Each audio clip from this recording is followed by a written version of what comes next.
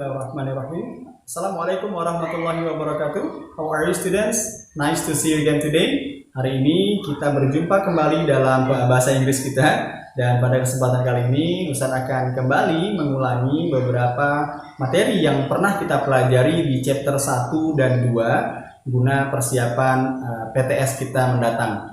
Oke, anak-anakku sekalian, sebelum kita memulai pembelajaran hari ini, let's open our class by saying basmalah. Bismillahirrahmanirrahim. Oke anak-anak, untuk materi pertama yang akan Ustaz ulang adalah penggunaan kata who dan what. Seperti yang sudah Ustaz tuliskan di belakang, di sini ada dua penjelasan ya. Jika kita menggunakan who, maka kita berniat menanyakan informasi tentang subjek yang kita bicarakan. Misal, who is he? Siapa dia? Dia paman saya. Berarti kita mencoba mencari informasi tentang orang yang kita ajak bicara, namun bukan pekerjaannya. Ingat, who tidak digunakan untuk menanyakan pekerjaan, karena pekerjaan itu adalah sebuah hal atau objek atau benda ya, dianggap noun kata benda gitu ya. Jadi bukan benda. Bagaimana jika ingin menanyakan pekerjaannya? Kita menggunakan kata tanya yang berbeda. Kita akan menggunakan kata what jika ingin menanyakan pekerjaan atau hal atau benda yang berkaitan dengan orang tersebut. Oke, misalnya what is he? What is he? Dia itu apa? Nah, jadi dia pekerjaannya apa? Maka jawabannya baru pekerjaan. Oke, jadi perbedaannya adalah who untuk menanyakan informasi tentang subjek bukan pekerjaan, namun what bisa digunakan untuk menanyakan informasi tentang subjek berkaitan dengan pekerjaannya. Contoh, di sini ada dua pertanyaan. Jika pertanyaannya menggunakan what is she? Ingat, she ini artinya dia perempuan ya, dia perempuan, satu orang baru boleh diganti jadi she. Kalau dua orang nggak boleh jadi she. Masih ingat itu ya? Oke, kita sambung. What is she? Dia itu apa? Nah, pekerjaannya maksudnya. Maka jawabannya mana? She is my aunt atau he is a teacher. Dari dua pilihan ini ya, dari dua pilihan ini yang bentuknya pekerjaan adalah yang ini. Lalu apa artinya? Apa dari sini she ya? She is a teacher. Lalu apa artinya ini? She is my aunt. Dia bibi saya. Kalimat she is my aunt adalah kalimat yang tidak menyatakan pekerjaan. Maka tidak cocok jika ditanyakan dengan kata what. Oke, itu tadi menggunakan what untuk menanyakan pekerjaan. Perhatikan contoh keduanya menggunakan who. Who is he? Siapa dia? Oke, siapa dia? Perhatikan penggunaan kata who sebagai kata tanya. Tentu saja jawabannya bukan pekerjaan. Kita lihat pilihannya. He is a student. He is Mr. Anton. Dia seorang murid. Dia Pak Anton. Mana yang bukan termasuk status atau pekerjaan? Iya, yang bukan status atau pekerjaan adalah yang ini. Maka jika pertanyaannya who, maka kita mencari informasi selain status dan pekerjaan. Maka jawabannya yang ini. Maka ini bukanlah jawabannya. Oke, kita ulang lagi dari sini. What menggunakan pekerjaan, maka ini bukan jawabannya. Oke, itu tadi anak-anak sedikit cara menggunakan atau membedakan who dan what. Oke, who untuk menanyakan informasi tentang subjek yang kita bicarakan, bukan pekerjaan, sedangkan what untuk menanyakan pekerjaan atau hal yang berkaitan dengan orang tersebut. Kita lanjut materi keduanya. Oke anak-anakku sekalian, ini adalah materi kedua yang akan kita review untuk hari ini. Nah, materi ini berkaitan dengan yang pertama adalah menanyakan benda.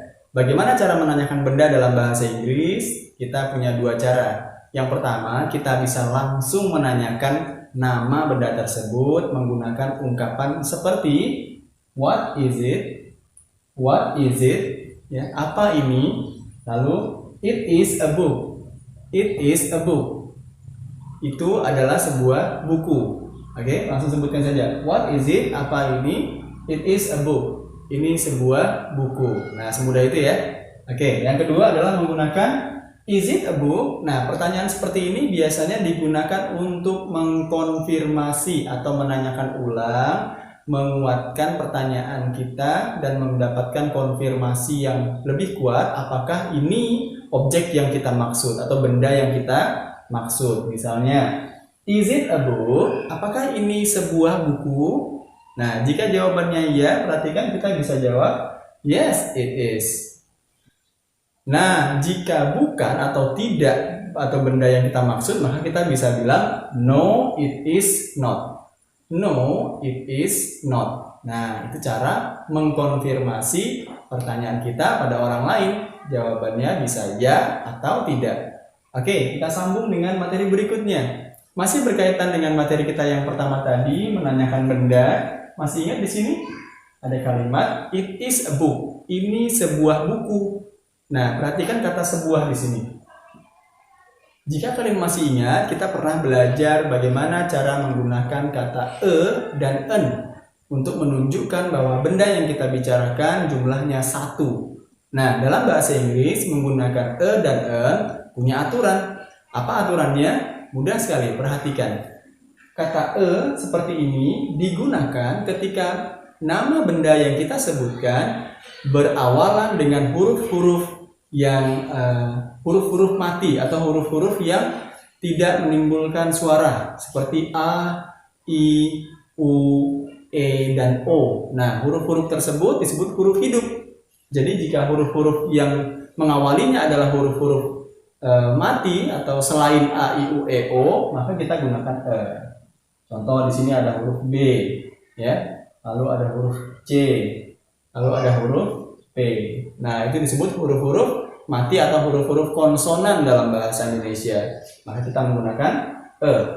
Bagaimana jika huruf-huruf yang kita jumpai adalah huruf-huruf vokal atau huruf hidup? Kebalikannya, kita akan menggunakan awalan en. Contoh di sini, huruf A, I, U, E, O. Di sini huruf masuk ke huruf O.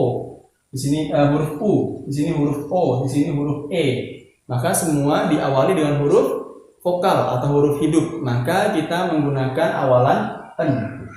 Nah, yang artinya semua satu ya, menunjukkan satu. Jadi kalau diartikan sebuah buku, ya, a book sebuah buku, a carpet sebuah karpet, a pencil sebuah pensil, an umbrella sebuah payung, an orange sebuah jeruk, an eraser sebuah penghapus. Nah, itu tadi cara membedakan penggunaan e dan en.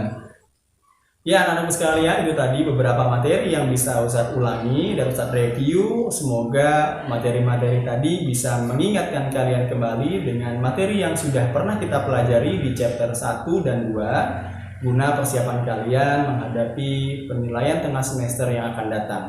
Okay, students, thank you so much for your attention.